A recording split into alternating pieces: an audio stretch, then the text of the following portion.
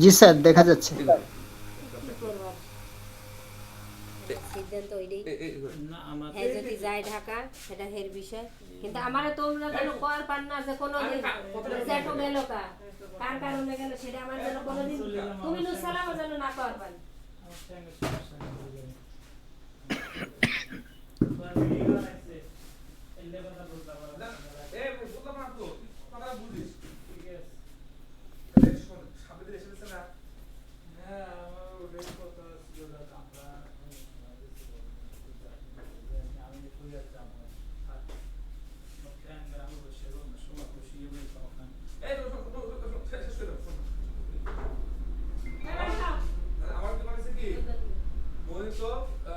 Hello. হ্যাঁ হ্যাঁ হ্যাঁ হ্যাঁ হ্যাঁ।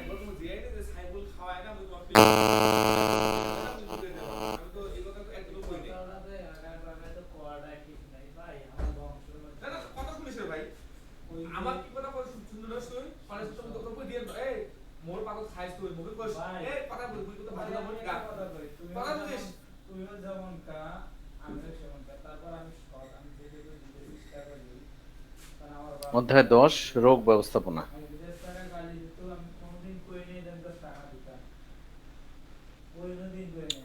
একটি খামারের যতগুলো অনুষঙ্গ আছে,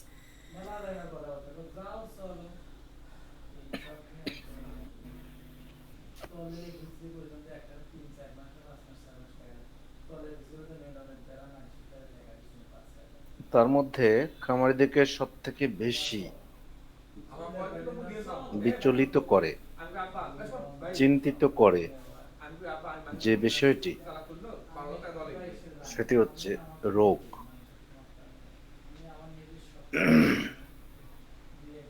আমাদের চিন্তা ভাবনাটা এমন যে রোগ থাকা চলবে না, জীবন থাকবে কিন্তু রোগ থাকবে না। খামার শুরু করার সময় আমরা যে পরিকল্পনাই করি না কেন, খামার যখন চলমান অবস্থায় থাকে বা কিছু অভিজ্ঞতা যখন হয়ে যায়, তখন মনে করা হয় রোগ বলতে কিছু নেই, আর রোগ কন্ট্রোলেবল বা মানে সলুবল বা সলিউশন করা যাবে। লোকটাকে রোগটা একেবারেই আহ, অনাকাঙ্ক্ষিত একটা বিষয়। তো আল্লাহ তাআলা যেমন জীবন দিয়েছেন, এই জীবনের পরিসমাপ্তির জন্য রোগ দিয়েছেন, মানুষকে বোঝার জন্য রোগ দিয়েছেন। তো মানুষ যেহেতু এত জ্ঞানী গুণী একটা প্রাণী, যার মস্তিষ্ক এত ভালো চলে বা এত কিছু বুঝতে পারে, সমঝদার একটা প্রাণী, তো তার না হয় রোগ শোক মানা যায়। কিন্তু গরু, ছাগল, হাঁস, মুরগি এইসব জিনিসের রোগ কেমনে মানা যায়? তাদের তো আর পরকাল নাই, ইহকালেই শেষ। ধর্মীয় দৃষ্টিগুলোর আহ, দৃষ্টিকোণ থেকে, আমাদের ধর্মীয় দৃষ্টিকোণ থেকে আমরা এরকমটা চিন্তা করতে পারি, অনেক সময় আসে মাথায়। তাহলে এই রোগ ব্যবস্থাগুলো কেন? তার মানে আমরা একটা বেসিক জিনিস আল্লাহ তাআলা জানতে দিচ্ছেন এগুলোর মাধ্যমে, যে মানুষ এত বিচক্ষণ প্রাণী হওয়া সত্ত্বেও মানুষ কখনোই মরণের চিন্তা করে না। মনে করে সে বেঁচে যাবে, কোনো না কোনো ভাবে বেঁচে যাবে, রোগ হয়েছে রোগ সরে যাবে, সে বেঁচে থাকবে আজীবন। যার জন্য এত সৃষ্টির এত অনুষঙ্গ, সৃষ্টির যতগুলো পার্টস আছে সব মানুষের জন্য তৈরি। তাহলে সেই জিনিসগুলোর কেন রোগ দিলেন? এটা একটা বড় একটা হিন্টস, বড় একটা ইনফরমেশন এখানে আছে। সেটা হচ্ছে প্রত্যেকটা লিভিং বিংয়েরই মৃত্যু আছে। এটাই হচ্ছে বড় একটা মেসেজ, যে যে বাঁচবে, যে জীবিত হবে, সেই মৃত্যুবরণ করবে। এটাই হচ্ছে বাস্তবতা। তাই রোগ যখন হবে, এই রোগটা হচ্ছে জীবনেরই একটা অনুষঙ্গ। এই বসে রোগটাকে কন্ট্রোল করা অথবা রোগের মাধ্যমেই মৃত্যুর দিকে ধাবিত হওয়া, এটাই হচ্ছে সব থেকে বড় মেসেজ।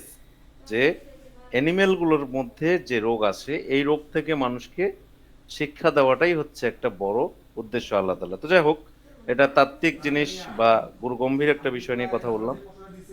স্বাভাবিকভাবে একটা জীবন যেহেতু আছে, খামার করছি আমরা গরুর, এই গরুর খামার করলে রোগ আসবে, এটাই স্বাভাবিক।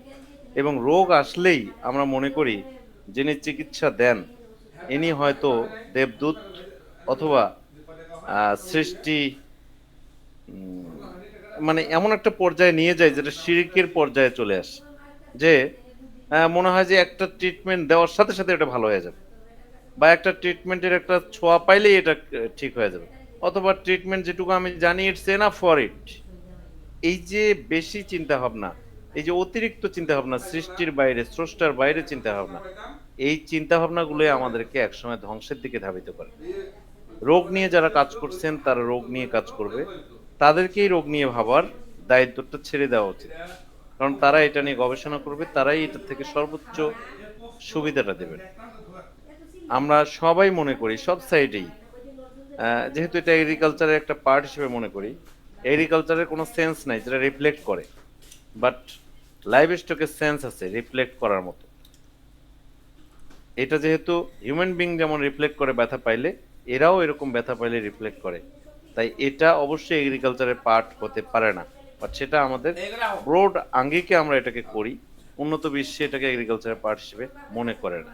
যাই হোক, এখন রোগ ব্যবস্থাপনা সম্বন্ধে আমাদের একটা সম্যক ধারণা থাকা দরকার, যে আসলে রোগ আমাদের খামার মানেই রোগ আসবে, এবং সেই রোগটাকে আমাদের ব্যবস্থাপনার মাধ্যমে, সঠিক ব্যবস্থাপনার মাধ্যমে আমাকে কন্ট্রোল করতে হবে।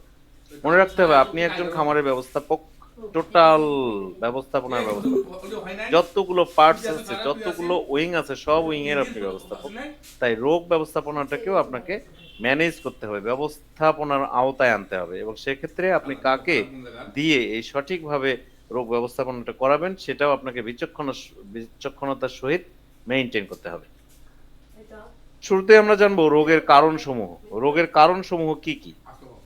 রোগের কারণ আমার দৃষ্টিতে 4টি কারণ। একটি হচ্ছে জীবাণু ঘটিত, একটি হচ্ছে পরিপাক জনিত। আমরা যেহেতু ডেইরি অ্যানিমেল নিয়ে কথা বলছি, ডেইরি অ্যানিমেলের মেইন ফোকাস হচ্ছে ডেইরি অ্যানিমেল।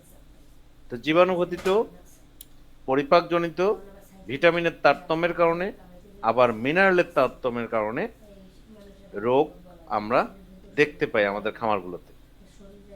তো এই জিনিসগুলো আমাদেরকে বেসিক জিনিস, যে রোগের কারণ। জীবাণু ঘটিত যে কারণটা আছে, এর মধ্যে অনেকগুলো জীবাণু এর সঙ্গে জড়িত। ব্যাকটেরিয়া ঘটিত যে রোগগুলো আছে তার মধ্যে মোটা দাগে আমি 4টি রোগ, 3 থেকে 4টা করে রোগের কথা বলছি, অনেক অনেক ডিজিজ আছে। তার মধ্যে তরকা, বাদলা, ধনুষ্টঙ্কার, গলাফোকা। ভাইরাস ঘটিত রোগ আছে পুরা রোগ, লাম্পি স্কিন রোগ, জলাতঙ্ক। ফাঙ্গাস ঘটিত রোগের মধ্যে আছে দাঁত বা চর্মরোগ। প্রোটোজোয়া ঘটিত যে রোগগুলো আছে। আজকে কি স্যার স্লাইড দিচ্ছেন আজকে? হ্যাঁ, স্লাইড তো দেখা না হলে এতক্ষণে তো রিফ্লেকশন আসার কথা। আপনার ওখানে নেটওয়ার্কের প্রবলেম মনে হয়। আমি দেখতে পাচ্ছি না।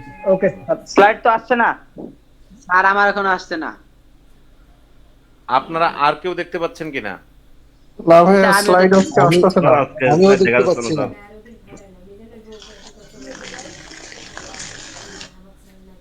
হ্যাঁ, আরো আগে বলা লাগতো এটা। তাহলে আমি কি স্লাইড শেয়ার দেই তাহলে? এমনিতে আজকে এমনিতে তৈরি হচ্ছে এইজন্য। না স্যার, শুরু থেকে মানে স্লাইড দেখতে পাচ্ছি। আচ্ছা, তাহলে স্লাইড শেয়ার হয়নি তাহলে। না স্যার। আচ্ছা, ওকে, যাও। ইন্ট্রোডাকশনটা তো শুনছেন, ওকে, সমস্যা নেই। আমরা একদম জটিল কোনো বিষয় নাই ওখানে, যেটা দেখাচ্ছি। এখন দেখা যাচ্ছে মনে হয় না? জি স্যার। জি জি এখন দেখা আচ্ছা, যাচ্ছে, হ্যাঁ? ঠিক আছে জি স্যার। এই রোগের কারণ সময় যেগুলো বলছি আমি সেগুলোই। হ্যালো, আসসালাম। হ্যাঁ, ক্লাসে আছি। স্লাইড তো দেখা যাচ্ছে না।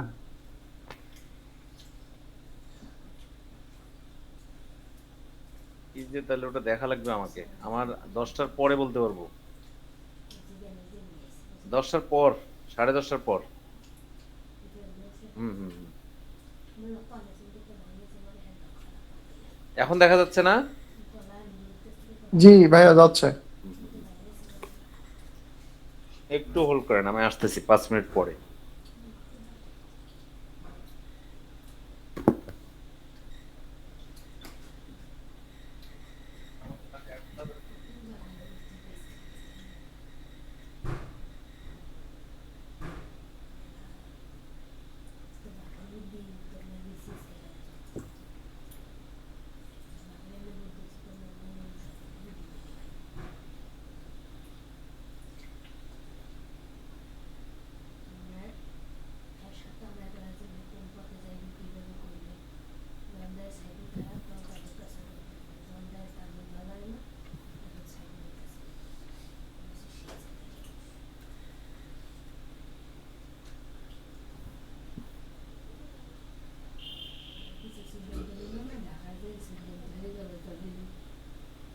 বেতন বেশি ছিল আর কইছে ঠিক আছে না বেতন নিয়ে কি করতে সেটাই তো বললাম বেতন টাকা কাজ করা দরকার টাকা নেই কাজ ফাইল আমি দেখবে বললো না হোক টাকা আমি দাদা তো শিখে রইলে হোক না যদি ওনারা একটা দিলে হোক আচ্ছা ঠিক আছে সেটা তো তুমি না গাড়ির ঢাকা তেল ঢাকা যে এইসব খরচ হলো নম্বর কিন্তু আমরা মানুষ সারা হয়েছে কি হয়েছে আমাদের কত বুঝে নাম হ্যাঁ তুমি শুনছো না আর কয় ওই কিছু দেন ওই যে বন্ধকের যে ধান আসবে ওই ধানের টাকাটা বিল শুরু করে তুমি শুনছো লোকের ভয় আমি আসলাম তো গু খাই জায়গায় একদিন গু খাইছে জরুরি বা কষ্ট করছে তুমি জানতে অল্প করতে গেছে 2 টাকা নেই আমার 14,000 টাকা গেছে ওই যে গম খাইছে না টাকা নিয়ে আমি আমার পরে দিছে কোনো টাকা খাই এসে 5.5 মন কইছে 3 মন কইছে মুজাফর 4 মন নিছে 1.5 মন এটা ভালো গেছে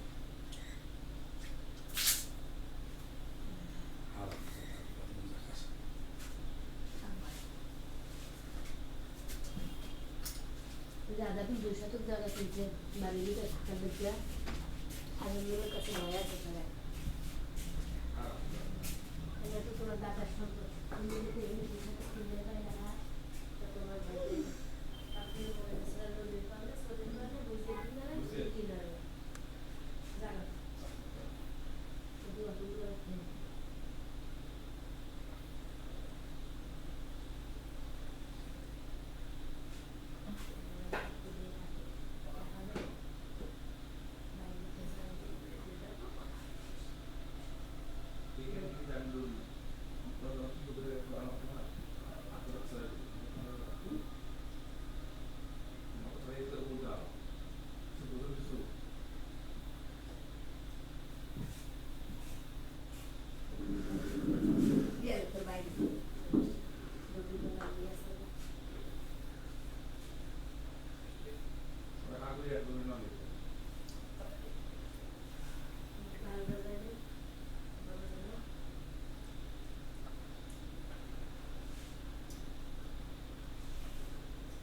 এই কোলা আনিছে না বলে এরকম দিলে কয়দিন দিছে দিয়ালি দুটি সে গেছে আর কয়বার গা বুঝলেন ছোট দিলে কতবার हमको समय पर रहने का हमको तो समय पर लगी है खाली दिन के पार पहले मैं दिया ना तो कत कर करता होता है तो ये सब तारा लोग से नाम धाम कर तो तो दृष्टि से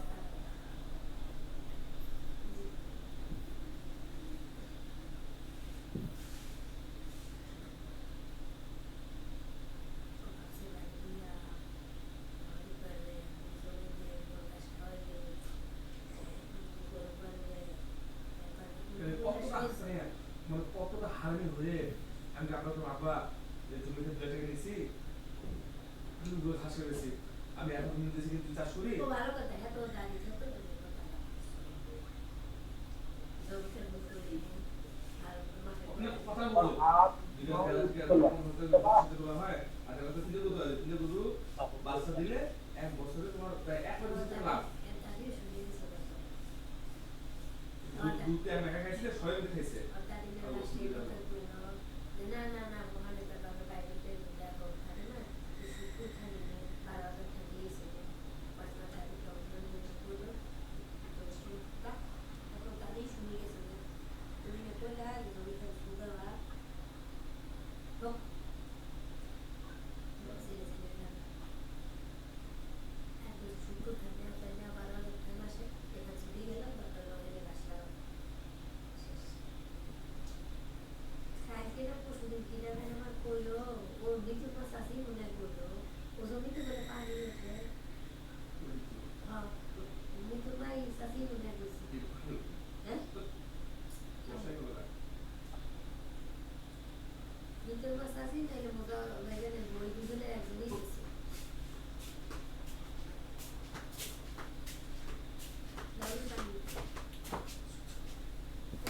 তাওয়া কথা আছে কাজে কাজে বুঝিয়ে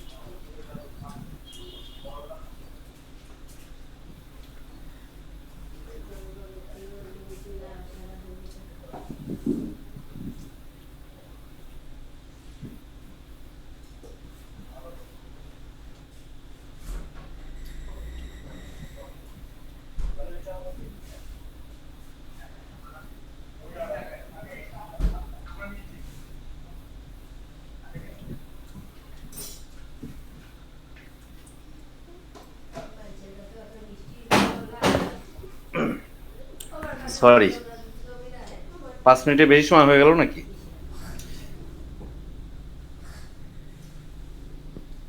হ্যালো, শোনা যাচ্ছে? জি যাচ্ছে। আচ্ছা, একটা এমার্জেন্সি কেস হ্যান্ডেল করতে গিয়ে এরকম হলো। আমি এটা পরে হয়তো নিয়ে আসবো বিষয়টা।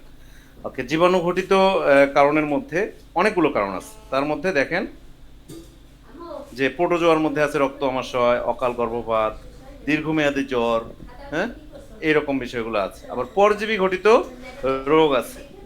পরজীবী ঘটিত রোগের মধ্যে আছে হলো কৃমি, কিন্তু আমরা জানি যে কৃমি একটা পরজীবী। এরকম অনেক পরজীবী আছে কৃমি ছাড়াও। সেটার দুটো উদাহরণ এখানে দিয়েছি, যেমন কাঁধে ঘা। গরুর কাঁধে ঘা, কিন্তু সেটাও পরজীবীর কারণে। পাতলা পায়খানা, এটা পরজীবীর কারণে কমন একটা ঘটনা। তো এগুলো হচ্ছে জীবাণু ঘটিত কারণ। এখন আমরা যদি এই মোটা দাগে এই প্রত্যেকটা জিনিসকে একটা অ্যানালিসিসের মধ্যে আসি, ধরেন পাতলা পায়খানা, যে গরুটার আমাশয় হয়েছে, রক্ত আমাশয়, সেটা তো শুরুতেই রক্ত আমাশয় হয় না। প্রথমে তো লুজ মোশন হয়, তারপরে আস্তে আস্তে রক্ত আমাশয়ের দিকে যায়। তাহলে পাতলা পায়খানা আপনার হয়েছে, আপনি শুরুতেই পাতলা পায়খানার ট্রিটমেন্ট কিভাবে দিবেন?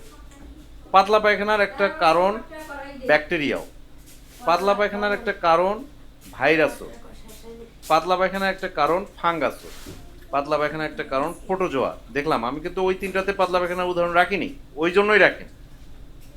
আবার 2টাতে দেখেন যে প্রোটোজোয়া ঘটিত, সেখানে রক্ত আমাশয় দিচ্ছি, আবার পরজীবী ঘটিত, সেখানে পাতলা পায়খানা। এই একটা পাতলা পায়খানা আমার 3টা কারণে হতে পারে। পৃথিবীর এমন কোনো মেডিসিন নাই যে মেডিসিন দিয়ে এই 4টা কারণকে সমাধান করে দিবে। ব্যাকটেরিয়ার জন্য আলাদা হিসাব, ভাইরাসের জন্য আলাদা হিসাব, ফাঙ্গাসের জন্য আলাদা হিসাব, প্রোটোজোয়ার জন্য আলাদা, পরজীবীর জন্য আলাদা। এখন আপনারা সলিউশন চান যে স্যার এমন একটা সলিউশন দেন, পাতলা পায়খানা হলে আমি কি করব? আমরা পাতলা পায়খানা হলে কি করি? স্যালাইন খাই। স্যালাইন খাওয়াবেন, কিন্তু না, আমাদের এক্সপেকটেশন আরো আলাদা। আপনি এমন একটা মেডিসিনের কথা বলেন যে মেডিসিন দিয়ে আমার সব কিছু সমাধান হয়ে যাবে। Is it possible? পসিবল না। এই গ্রামে যারা পল্লী চিকিৎসক যারা ঘুরে বেড়ায়, তারা হয়তো এগুলা দিয়ে পসিবল করতে পারে, হাতড়ায় বেড়ায় যারা ডায়াগনোসিস করতে। বাট আমার মতো জায়গা থেকে এটার সলিউশন দেওয়া ইম্পসিবল। ইন্ডিভিজুয়ালি আপনাকে ডায়াগনোস করতে হবে এবং সেটা ট্রিটমেন্টের আওতায় নিয়ে আসতে হবে। এটা কে করবে? অবশ্যই একজন ভেটেরিনারিয়ান। এখন আসেন পরিপাকজনিত যে রোগগুলো আছে। পরিপাকজনিত রোগের মধ্যে দেখেন চর্বির অভাব। যদি চর্বির অভাব হয়, তার মেটাবলিজমে যদি চর্বি না থাকে, মেটাবলিজম যদি মেটাবলিজমের আওতায় না আসে, মূল কথা আপনি যেগুলো মেটাবলাইজ করাচ্ছেন আপনার অ্যানিমেলকে দিয়ে, সেখানে দেখা যাচ্ছে যে ফ্যাটের ঘাটতি আছে। কোনো ক্ষেত্রে ঘাটতি হতে পারে, অথবা ফ্যাটকে মেটাবলিজম করার মতো যে এলিমেন্টসগুলো দরকার সেগুলো নাই, তাহলে কোষ্ঠকাঠিন্য হতে পারে। তাহলে কোষ্ঠকাঠিন্য একটা রোগ বা একটা উপসর্গ, সেটার কারণ কোথায়? দেখেন চর্বিতে গিয়ে ঠেকছে। এখন আমাদের ক্ষেত্রে যখন এরকম প্রবলেম আসে, তখন অনেকেই মনে করেন যে আমরা মিল্ক অফ ম্যাগনেসিয়া খাওয়াবো, এটা দিব ওইটা দিব, বিভিন্ন ধরনের জিনিস আমরা পার্কেটিভ দেবো, অনেক বিষয় আছে যেগুলো জিনিস ট্রিটমেন্টের ক্ষেত্রে ব্যবহার করা হয়। এখন যেহেতু অ্যানিমেলের উপর সবাই রিসার্চ করতে চায়, কোম্পানিগুলো এমন এমন প্রোডাক্ট বাইর করে লিখে রাখছে যে এটা দিলেই কোষ্ঠকাঠিন্যের সমাধান হয়ে যাবে। আমি কোষ্ঠকাঠিন্যের অনেকগুলো জায়গা থেকে একটা পয়েন্ট নিয়ে আসছি, হলো চর্বির অভাব। তো এইটা তো আপনি আমি চিন্তায় আনতে পারি না যে চর্বির অভাবের কারণে কোষ্ঠকাঠিন্য হতে পারে। খনিজ লবণের অভাব, খনিজ লবণের যদি ঘাটতি হয় তার শরীরে, তাহলে অ্যানিমেলটার মিল্ক ফিভার নামে একটা রোগ হতে পারে। মিল্ক ফিভার ক্যালসিয়াম ডেফিসিয়েন্সি জনিত একটি রোগ। ক্যালসিয়ামের ঘাটতি যদি হয় তাহলে মিল্ক ফিভার হতে পারে।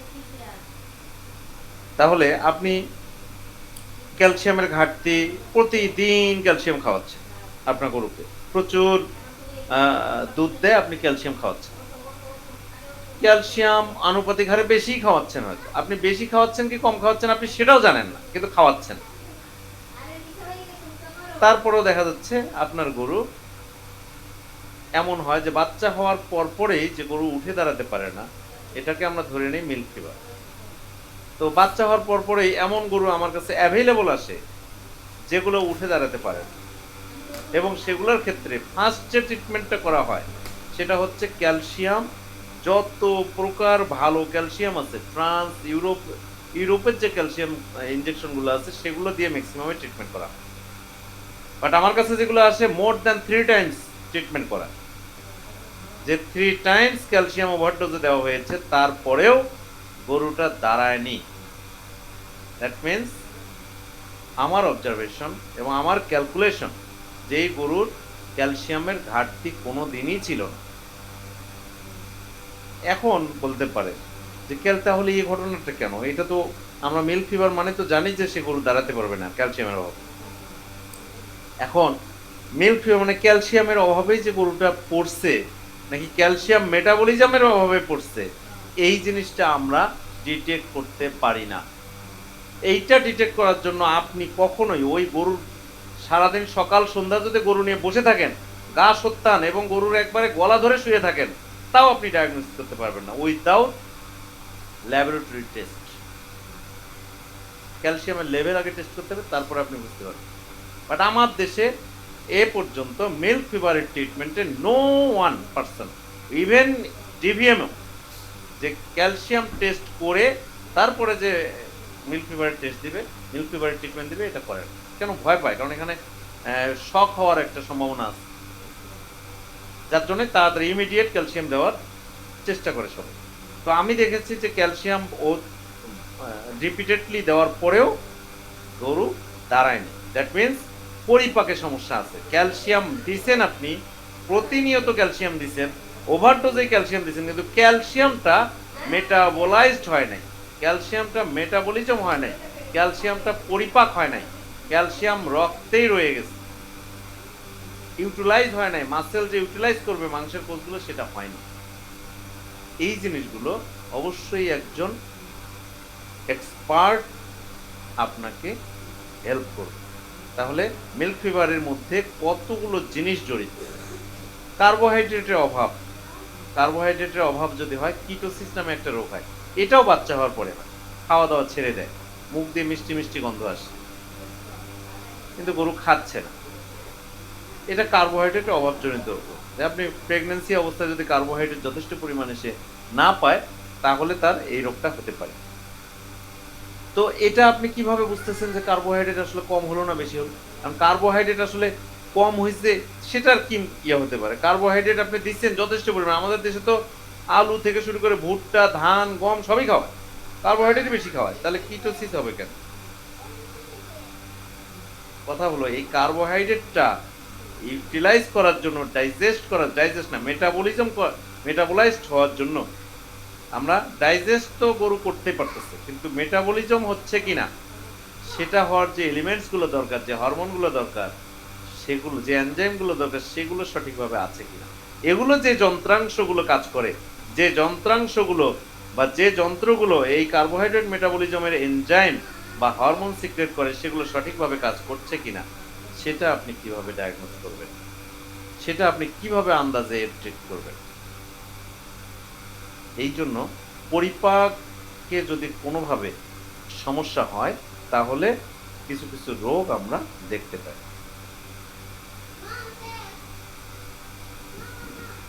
ভিটামিনের তারতম্য,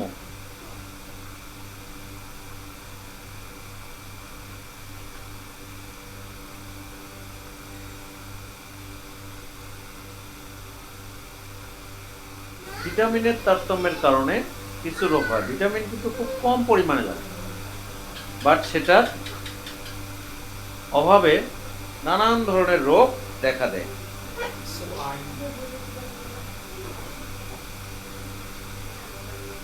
ক্যামেরা কি আসছে না নাই? ওজন দেখে তো মনে হচ্ছে না ক্যামেরা আসছে। ক্যামেরা নাই স্যার। হ্যাঁ নাই, এই না, শুধু স্যার। নিয়ে গেছে তাহলে বাড়ি গেছে তো। না এটা তো খুব খারাপ জিনিস, না এটা এখন আমাকে বাসায় নিয়ে যেতে হবে, একবার বাসা নিয়ে যেতে লক করে ফোন দাও তো, তুমি ফোন দাও যে এই ক্যামেরা ব্যাগ ছাড়া নিয়ে গেছিল। তুমি আগে ফোন দিয়ে বলো যে ক্যামেরা কই, ভিডিওগুলোর ইয়ে করতে হবে, ক্যামেরা কই।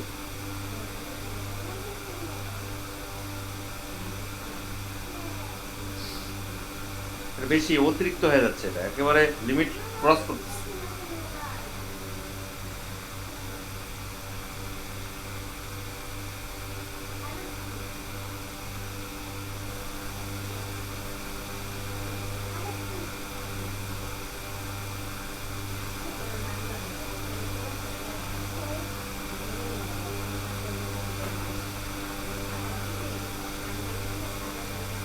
এই ক্যামেরা নিয়ে তো বন্ধ বলে দাও যে ও আর ক্যামেরার জন্য কখনো হাত না দেয়।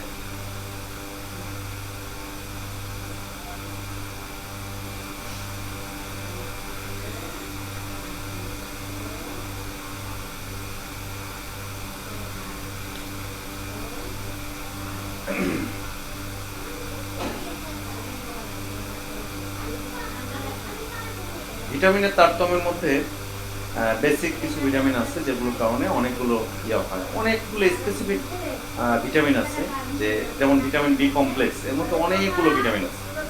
তো আমি ভিটামিন বি এর ওভারঅল একটা ইয়ে দিয়েছি এখানে: রক্ত শূন্যতা, পরিপাকজনিত সমস্যা, উৎপাদন হ্রাস।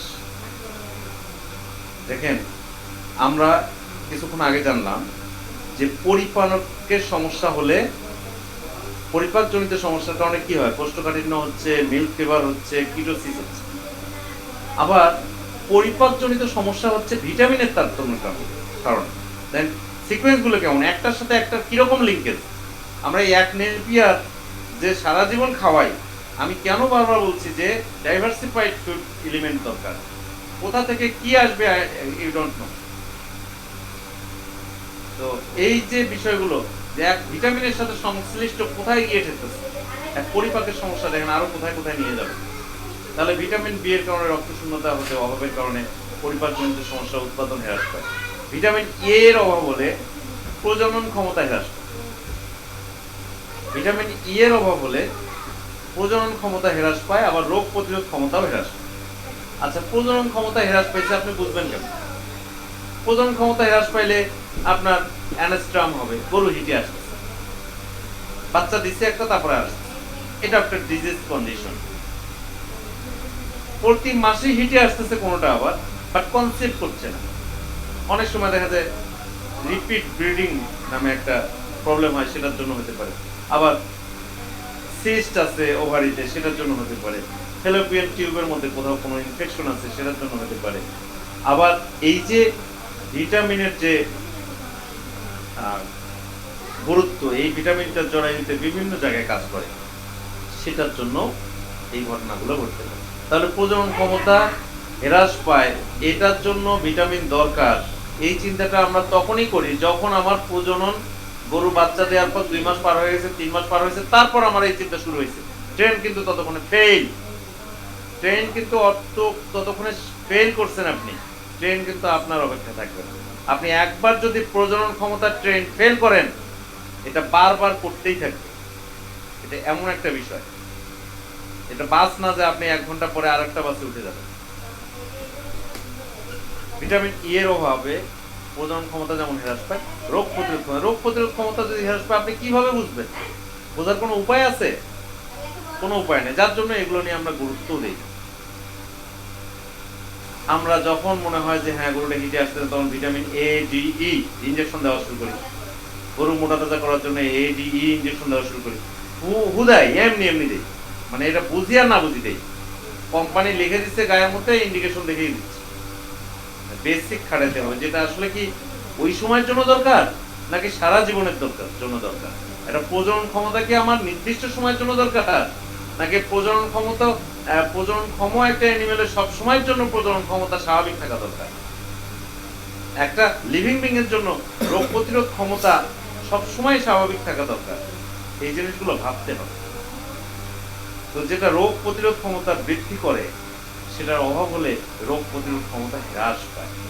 রোগ প্রতিরোধ ক্ষমতা যদি হ্রাস পায়, তখন আপনার ঔষধ কাজ করবে না, ভ্যাকসিন কাজ করবে না, অনেক বিষয়। আপনি টিকা দিচ্ছেন, কিন্তু টিকা 100% কাজ করবে এই গ্যারান্টি কেউ দেয়।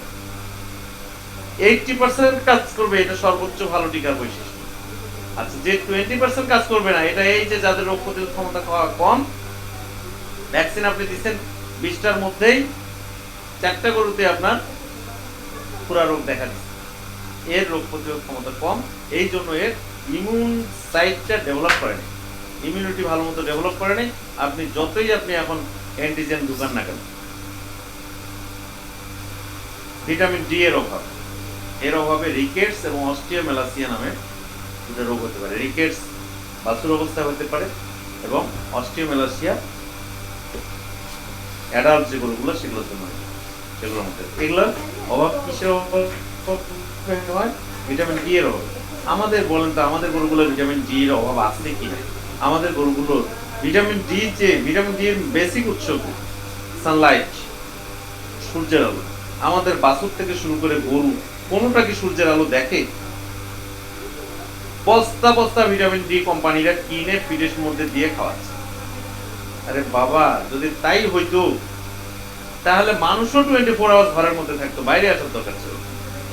যারা 24 আওয়ার্স ঘরের মধ্যে থাকে, তারা অত্যাচারের মধ্যে থাকে। জেলখানাও তো 24 আওয়ার্স ঘরের মধ্যে রাখে।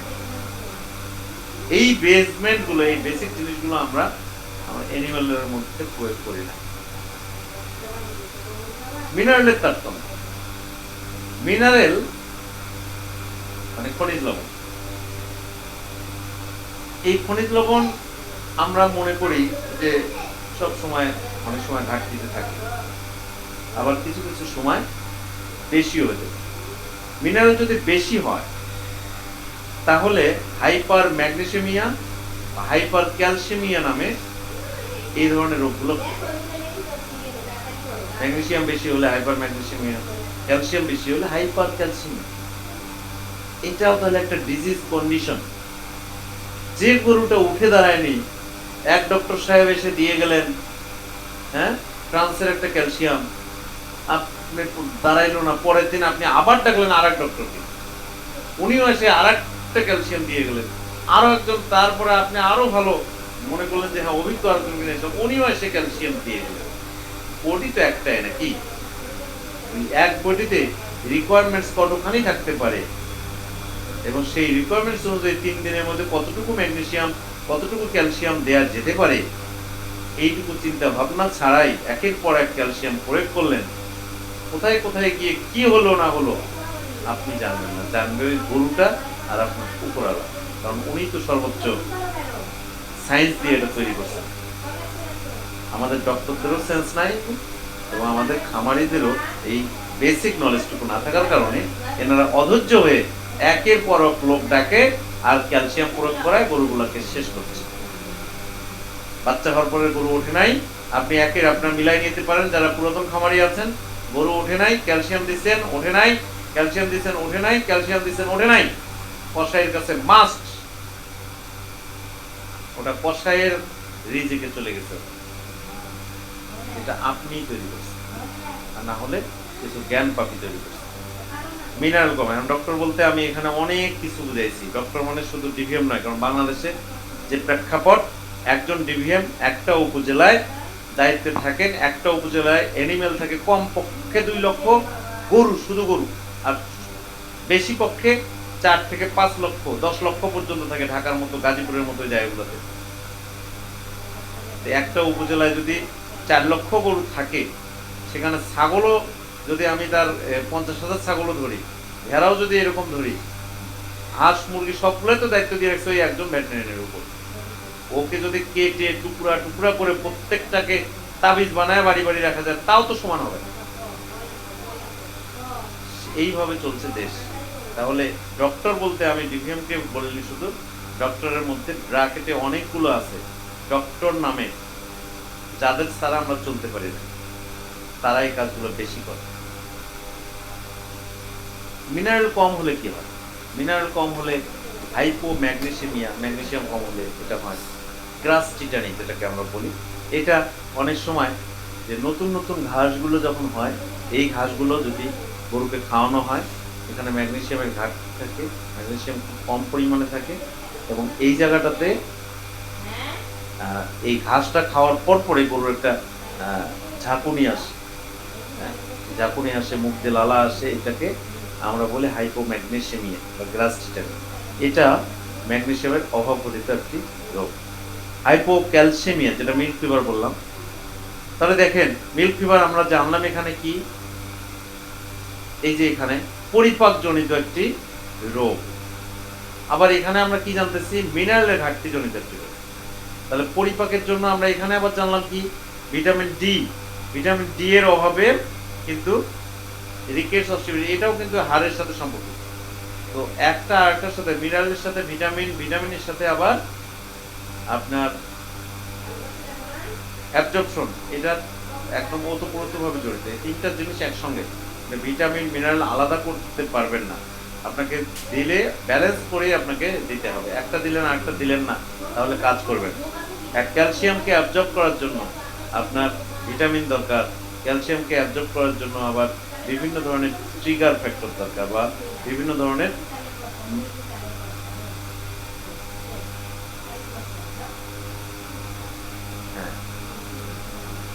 তো হাইপোক্যালসিয়ামিয়া মানে হচ্ছে মিল্ক ফিভার। স্কিন প্যারা,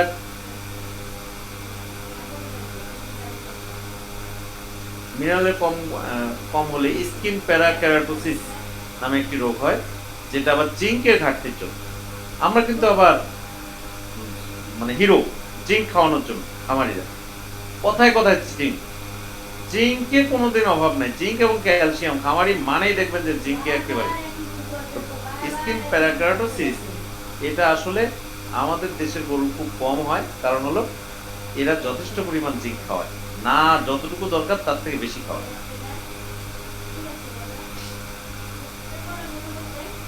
আমরা এখন বেসিক সাধারণ রোগের লক্ষণগুলো জানবো। এর আগেও আমরা জেনেছি, তাপমাত্রা কম বা বেশি হলে, এটাই খারাপ, 101.5 ডিগ্রি ফারেনহাইটের কম বা বেশি হলে সাধারণ রোগের লক্ষণ।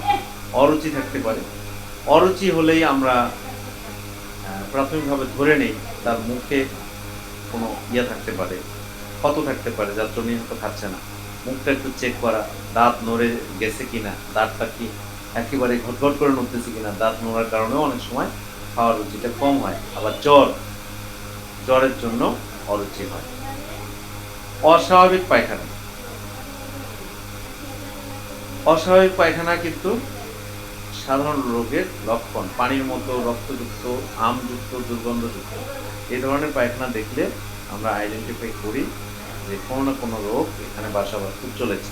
অস্বাভাবিক প্রস্রাব, তার মধ্যে দুর্গন্ধযুক্ত রক্তের মতো প্রস্রাব, থেমে থেমে প্রস্রাব করতেছে, এগুলো ইন্ডিকেট করে সাধারণ রোগ।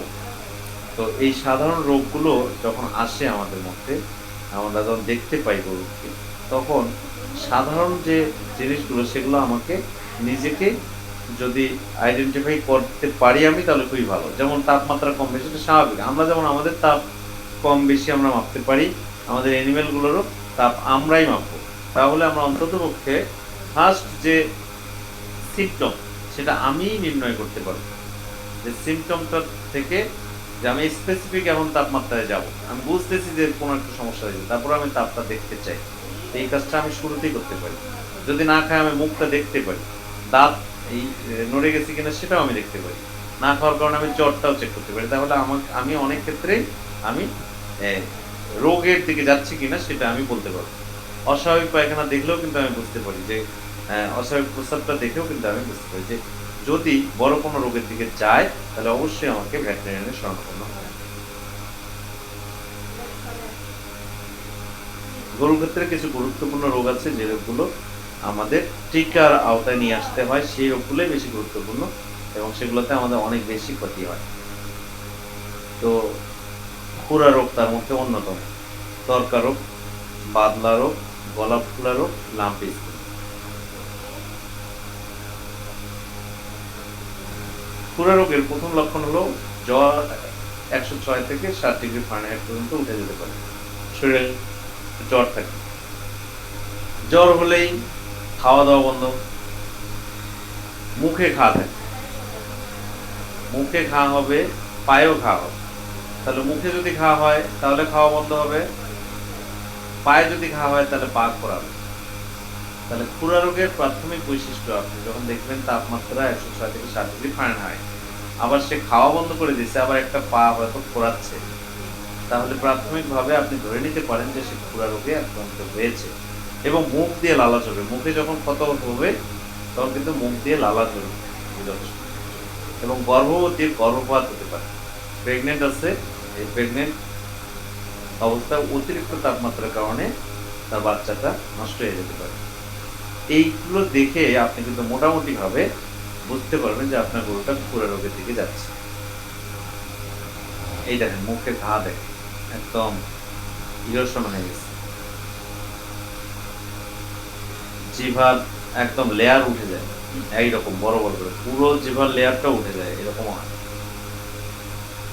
ইন্টারডিজিটাল স্পেস, দুটো খুরের মাঝখানে যে স্পেসটা, এই জায়গাটার মধ্যে ফুসকুড়ি ওঠে, এখানে ঘা, গদগদে ঘা তৈরি হয়। এমনও সিন দেখা যায় এই খুরটা পুরোটাই খুলে যায়, পুরো খুর দুটোই খুলে যায়, একেবারে ওপেন হয়ে পড়ে, ফ্যালেঞ্জেসগুলো একদম ওপেন হয়ে পড়ে। তরকা রোগ, তরকা রোগ একটা ব্যাকটেরিয়া ঘটিত রোগ। এর লক্ষণ হচ্ছে শরীরের তাপমাত্রাও 106 থেকে 7 ডিগ্রি ফারেনহাইট পর্যন্ত হতে পারে। এবং তরকা রোগ এমন একটা পিকুলিয়ার রোগ যে এটা তরাক করে উঠে মারা যায়। তরকা হয় আক্রান্ত হবার একটাই দিন না, ও যে আক্রান্ত হয়েছে আপনি বুঝবেনই না, শুধু তাপমাত্রায় হচ্ছে ইন্ডিকেটর, আর কিছু নেই। তারপরে হঠাৎ করে একবার লাফ দিবে, লাফ দিয়ে পড়ে গিয়ে মারা যাবে একদম ইনস্ট্যান্টে। এটা মৃত্যুর পর নাক, মুখ, পায়ুপথ দিয়ে কালো রক্ত বের হয়। তার মানে এই গরুটা মারা যাওয়ার পরে আপনি ডায়াগনোস করতে পারবেন যে এক গরুটা তরকা রোগে মারা গেছে। তার আগে ডায়াগনোস করা খুব ডিফিকাল্ট, সময় খুব কম দেয়।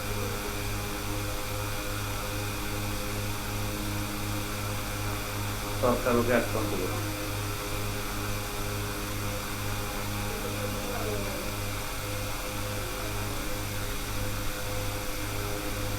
বাদলা রোগ, বাদলা রোগও একটি ব্যাকটেরিয়া ঘটিত রোগ, এটা বাদল দিনে হয় বেশি, এখন কিন্তু বাদলা রোগের সিজন তো। অতি তীব্র প্রকৃতির ক্ষেত্রে রোগের লক্ষণ প্রকাশের কয়েক ঘন্টার মধ্যেই পশু মারা যায়। তীব্র প্রকৃতির ক্ষেত্রে কি লক্ষণগুলো হয় দেখি।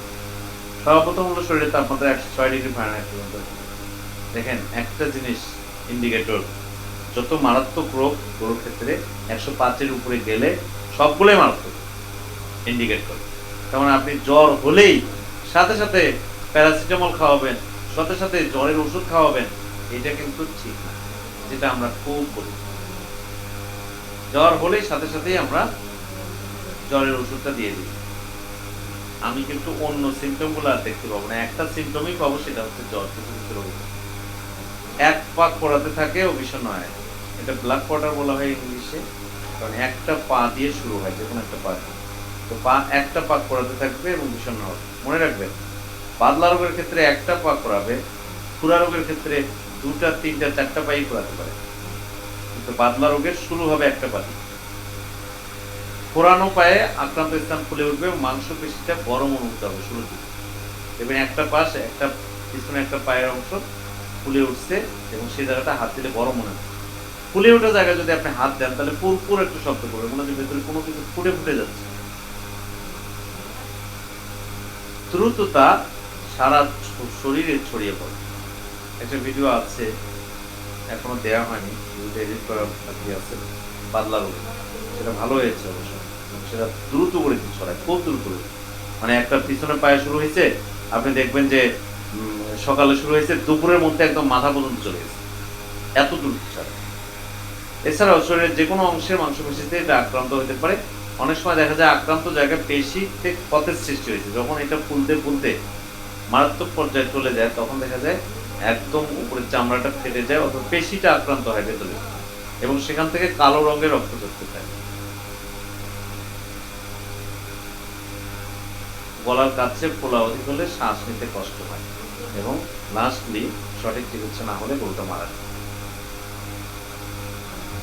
এই দেখেন, এই যে পায়ের এই জায়গায় সে ফুলে গেছিল, ফুলে দেখেন পুরো চামড়া খুলে ভিতরে একদম কালো কালো ভেতরের যে জিনিসগুলো এগুলো বের হয়ে আসছে, এই জায়গাটায় আক্রান্ত হয়েছে, এই মাসেলগুলো পচে যায়। গলা ফোলা রোগ, দিনাজপুরে যে খামারে গরুগুলো মারা গেল ম্যাক্সিমামটারই কারণ ছিল হচ্ছে গলা ফোলা এবং খুরা রোগ। ওই খামারি টিকা দিয়েছে খুরা রোগের, কিন্তু গলা ফোলার কোনো টিকা দেয়, যার কারণে ব্যাকটেরিয়ার যে কন্ট্রোলটা সেটা করা যায়।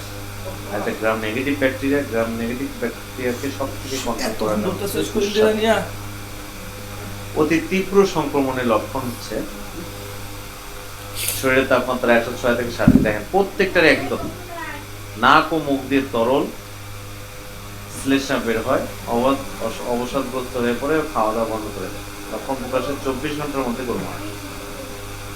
তীব্র সংক্রমণের ক্ষেত্রে গরু 24 ঘন্টার বেশি বেঁচে থাকতে পারে, গরুর চোয়ালটা ফুলে যায়, এলিমা হয় এবং খোলা অংশে ব্যথা থাকে।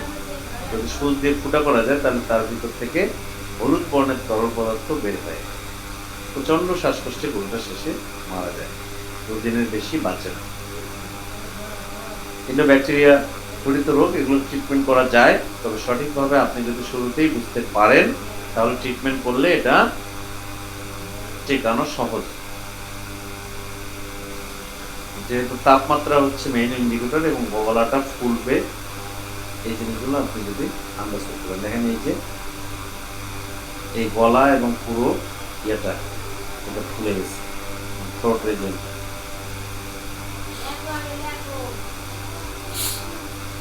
লাম্পি স্কিন রোগ আপনারা সবাই জানেন, এটা কমন হয়ে গেছে অলরেডি। এটাও 105 থেকে 60 ডিগ্রি ফারেনহাইট পর্যন্ত তাপমাত্রা হয়। নাক ও চোখ দিয়ে পানি পড়ে, মুখ দিয়ে পানি ঝরে, পুরো শরীরে লাম্প বা মাংসের পিণ্ডের মতো নডিউল দেখা যায়। এই নডিউলগুলো পরবর্তীতে আস্তে আস্তে খসে পড়ে এবং চামড়ায় ক্ষত দেখা যায়। শরীরের বিভিন্ন জায়গায় লিম্ফ নোডগুলো খুলে যায়। অনেক সময় ওলান, পা এবং হাড়ের বিভিন্ন জায়গায় দীর্ঘ সময়ের জন্য একটা ঘা বা কোনো কিছু ওই পুরো পাটা ফুলে গেছে, কিন্তু সেটা আর ভালো হচ্ছে না, তার রুচি স্বাভাবিকভাবে থাকে। এটাও লাম্পি ডিজিজের একটা পার্ট। মুখ, খাদ্যনালী ও শ্বাসনালী মিউকাস মেমব্রেনে ভেসিকল ও আলসার দেখা যায়। ভিতরে কিন্তু হয়, আমরা বাইরে যেগুলো দেখি তার থেকে ভিতরে আরো বেশি হয়। তাহলে তাদের কি অবস্থা দাঁড়ায়? ষাঁড় গরুর ক্ষেত্রে ইনফার্টিলিটি দেখা যায় এবং গর্ভবতী প্রাণীতে গর্ভপাত দেখা যায়। আমাদের যেমন বসন্ত রোগ হলে অনেক সময় নাকের ভিতরে, মুখের ভিতরে, পেটের ভিতরে হয়, এর ক্ষেত্রেও তাই। লাম্পি স্কিন ডিজিজে আক্রান্ত। ধন্যবাদ। এই ছিল আজকে রোগ